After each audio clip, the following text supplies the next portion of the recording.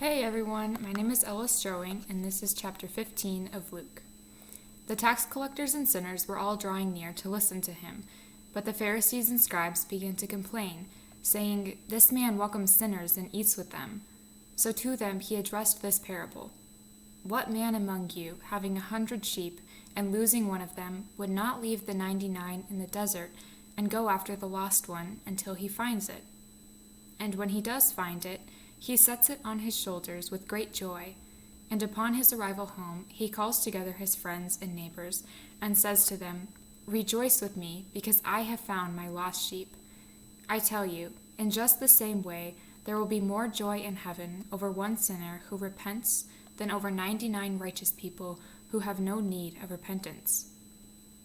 Or what woman, having 10 coins, and losing one, would not light a lamp and sweep the house, searching carefully until she finds it? And when she does find it, she calls together her friends and neighbors, and says to them, 'Rejoice with me, because I have found the coin that I lost.' In just the same way, I tell you, there will be rejoicing among the angels of God over one sinner who repents." Then he said, "A man had 2 sons, and the younger son said to his father, 'Father, give me the share of your estate that should come to me.' So the father divided the property between them. After a few days, the younger son collected all his belongings and set off to a distant country, where he squandered his inheritance on a life of dissipation. When he had freely spent everything, a severe famine struck that country, and he found himself in dire need. So he hired himself out to one of the local citizens, who sent him to his farm to tend the swine.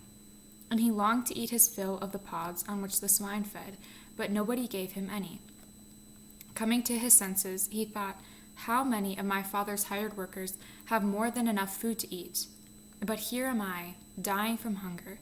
I shall get up and go to my father, and I shall say to him, Father, I have sinned against heaven and against you. I no longer deserve to be called your son. Treat me as you would treat one of your hired workers.' So he got up and went back to his father. While he was still a long way off, his father caught sight of him and was filled with compassion. He ran to his son, embraced him, and kissed him. His son said to him, 'Father, I have sinned against heaven and against you. I no longer deserve to be called your son.' But his father ordered his servants quickly, 'Bring me the finest robe and put it on him.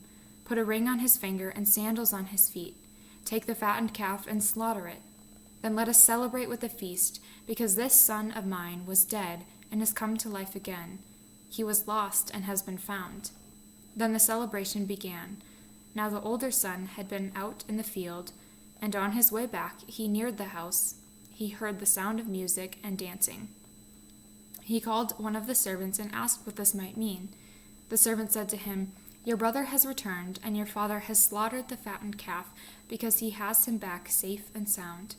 He became angry, and when he refused to enter the house, his father came out and pleaded with him.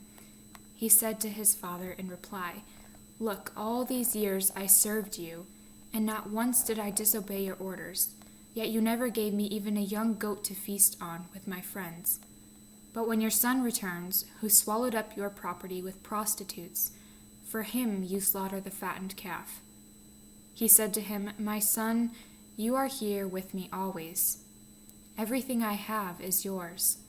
But now we must celebrate and rejoice, because your brother was dead and has come to life again. He was lost and has been found.'"